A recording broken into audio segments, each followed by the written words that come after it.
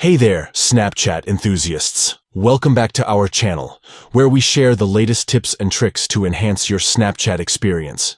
In today's video, we'll guide you through the process of viewing accounts you follow in Snapchat. If you want to have a quick overview of the accounts you're following or manage your followed accounts, stick around for this full guide. Let's get started. Step 1. Open the Snapchat app on your device and navigate to the Stories section. Take a moment to familiarize yourself with the screen.